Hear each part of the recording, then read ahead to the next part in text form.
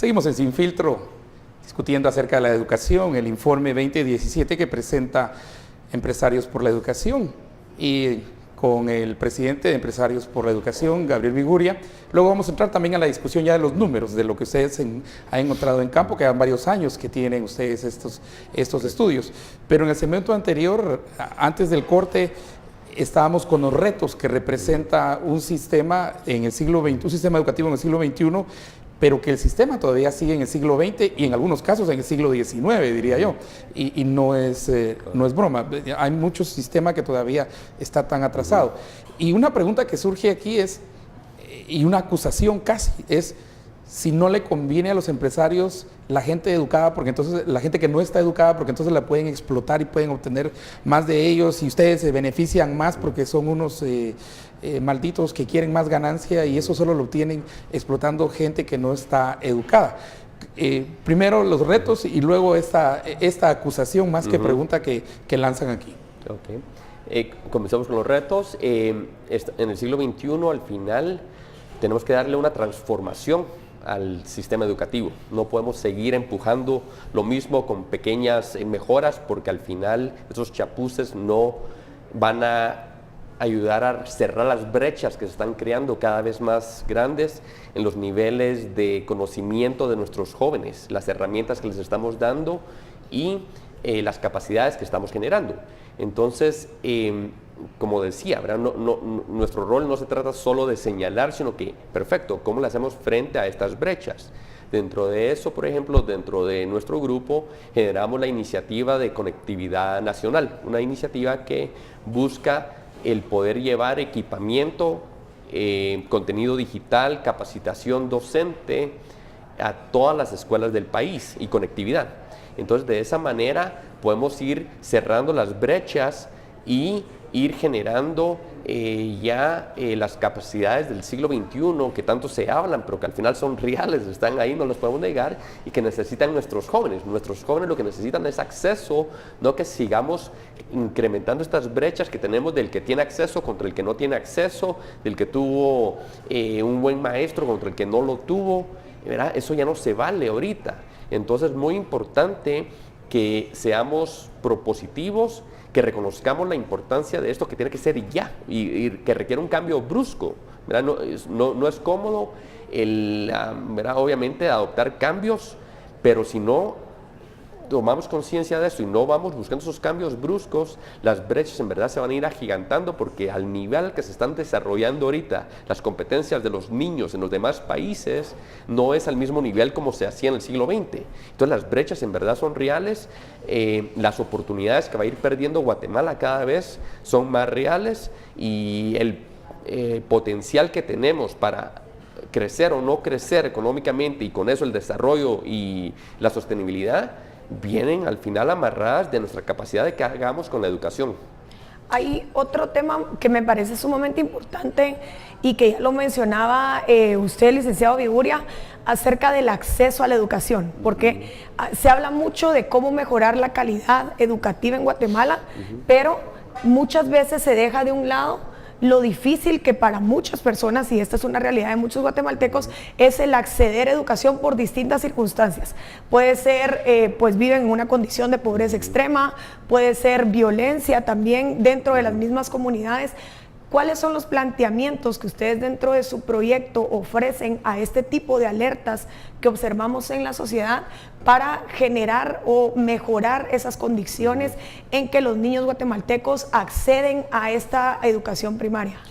Muy importante, y tal vez el tema es, reconocemos todas las diferentes brechas, ¿verdad? Y dentro de estos retos, ¿verdad? que hay que impactan desde el acceso al aula, o el tiempo que pueden estar, o inclusive cómo les afecta hasta la repitencia, ¿verdad? O abandono escolar. Tal vez el tema importante de reconocer aquí es que trabajamos en equipo con otros actores. Entonces nosotros como empresarios por la educación no nos podemos enfocar a tratar de resolver todos los retos de la educación.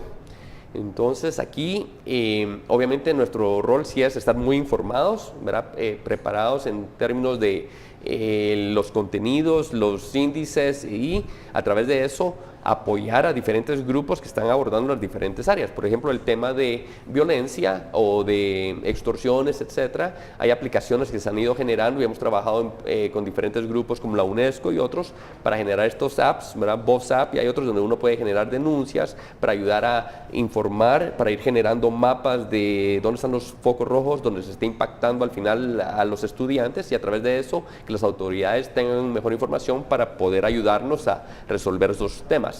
Dentro de Empresarios por la Educación, lo que hemos hecho es nos hemos enfocado en 3 pilares claves, que son los a través de los cuales estamos incidiendo en la calidad educativa. Uno, cumplir con por lo menos 180 días de clase, que es uno de los pilares que tiene que impactar la calidad educativa.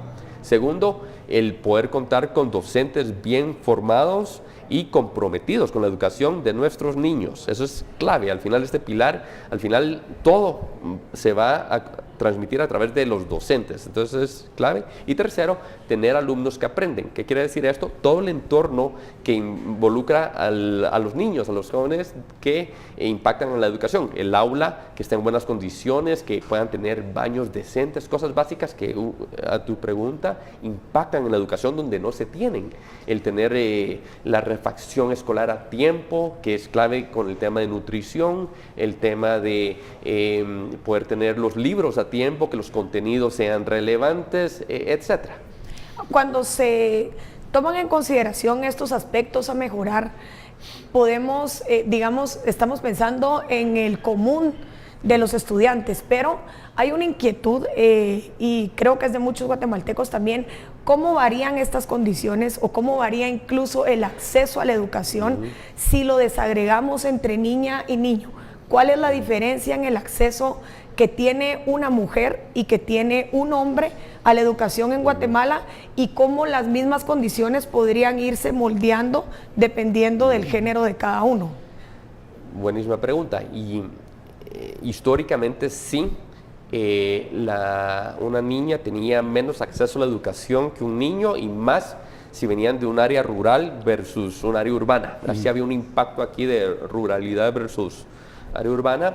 Y tal vez lo positivo es que esa brecha se ha ido reduciendo. Ahora ya en los últimos estudios hemos visto que tienen casi igual nivel de oportunidad de estudio los niños que las niñas. Sin embargo, sí seguimos con una brecha en el área rural, donde el acceso es todavía, o la participación, ¿verdad?, de los niños en la educación todavía es menor que los niños que tienen oportunidad en el área urbana. Entonces ahí todavía tenemos brechas, y aquí hay una serie de factores culturales, económicos, ¿verdad? Y lingüísticos también. Lingüísticos también, que son muy interesantes, exacto. Climáticos, aquí tenemos. Exacto. Pero, porque insisten en la pregunta acerca de la que hacía yo al inicio de este segmento, y es que hay como un discurso en el cual acusa al empresario de querer gente no educada o gente analfabeta para poder explotarla. ¿Qué responden a ustedes a esa crítica? Te diría que en el siglo XXI esos empresarios ya no son relevantes, si es que hay, y te diría que muy importante, creo que gente como nosotros aquí en Empresarios por la Educación creemos fielmente la importancia de que para que Guatemala salga adelante tenemos que fortalecer el capital humano a todo nivel en su máxima oportunidad. Entonces, parte de por qué no estamos generando más oportunidades es porque no estamos haciendo una buena labor todavía de poder llevar la educación a donde más se necesita y poder ir generando las oportunidades, ¿verdad?, de poder romper los círculos de pobreza, de poder ir generando mejores condiciones, aspiraciones, hasta el tema aspiracional. Entonces te diría, hay gente que se quedó en el pasado, y yo creo que esa afirmación va por ahí, de gente que se quedó en el pasado, ya cambiamos de siglo, hay gente propositiva que cree ahora en la importancia de generar nuevos sectores también, ya no seguir inclusive solo apostando a los sectores tradicionales que hemos tenido en Guatemala, sino que ya ahora en la economía de la información nos toca, Estuardo, comenzar a apostarle al talento humano para poder generar nuevos sectores de desarrollo en Guatemala. Ahí en apostarle, digámoslo como es, necesitamos poner dinero, ¿verdad? Porque eso es. Y ahí nosotros sí tenemos una tarea pendiente de hace muchos años en términos de cómo lo mide PREAL. y es nuestra inversión en educación, porque es una inversión, en relación al Producto Interno Bruto. Aunque ha subido porque hay que reconocerlo, todavía tenemos una gran deuda en el nivel de inversión que hace el Estado en educación. Y la que hace no llega a los niveles aceptables, y la que hace todavía se queda en 80%, que era el número que dabas, arriba del 80%, solo para pagar planilla. Entonces hay muy poco en inversión real en educación, aunque algunos creen que los sueldos son inversión, no necesariamente.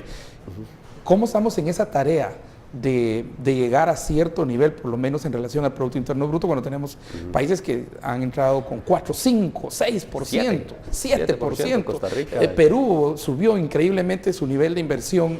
Honduras, 7%. Honduras, sí. ¿Cómo estamos nosotros? Estamos en 2.9% en Guatemala, del porcentaje del PIB. Y entonces, obviamente, hay una oportunidad enorme de poder apostarle con más compromiso a la educación, pero también muy importante, hay que reconocer que si la economía de Guatemala no crece, puedes tener el porcentaje más alto de X, porque al final los recursos que vas a tener ahí son limitados, porque el país no está creciendo. Entonces, muy importante, uno, romper la falacia del punto que mencionabas. En verdad, aquí te diría yo, los empresarios y guatemaltecos del siglo XXI estamos comprometidos con el desarrollo de nuestros jóvenes, principalmente. Creemos que al final un país próspero es lo que buscamos todos. Con eso se reduce la violencia, todas las brechas que tenemos. Entonces es muy importante que le apostemos a la educación en todos los entornos. Este es un compromiso de todos. No puede ser solo el gobierno y que sigamos señalando al gobierno que el gobierno hace o no hace. Al final, el trabajo para poder romper las brechas que tenemos, y en este caso la educación, es tarea de todos. Nos toca a nosotros, cada quien en su entorno donde puede, ir sumando, y dentro de eso sí, obviamente la conciencia, cómo vamos asignando un poco más del presupuesto, aunque ya el rubro más grande del presupuesto de Guatemala es educación. Sí, lo que pasa es que es la utilización de eso. No podemos seguir usando 80% de eso para planilla y no nos queda nada para programas, que es donde podemos ir generando innovación, mejoras, oportunidades. Sí, yo cuando trabajé en el área educativa, que es la única vez que trabajé hace muchos años en PRONADE, tal vez la fuerza más grande que mirábamos que se nos venía como avalancha era que no estamos invirtiendo en la preescolar, en los chiquititos, correcto, y en las chiquititas no estamos invirtiendo. Y todos los estudios demuestran que niños que han tenido aprestamiento, que han estado en preescolar, son exitosos en la primaria. Totalmente. Creo que eso también viene muy de la mano de la lógica empresarial, y por eso deberían entenderlo así todos los empresarios. Es imposible creer que en una empresa donde mis empleados no crecen, mi empresa esté creciendo. Es imposible. A un ritmo, el cuerpo no está creciendo. Eso ya está demostrado. Pero tenemos que ir a un corte. Cuando regresemos vamos a entrar a los números del informe, que esto es, pero queríamos ver el contexto primero para entrar entonces a los números sorprendentes. Algunos números nos sorprenden gratamente, otros sí quedamos en deuda todavía. Vamos a corte, regresamos.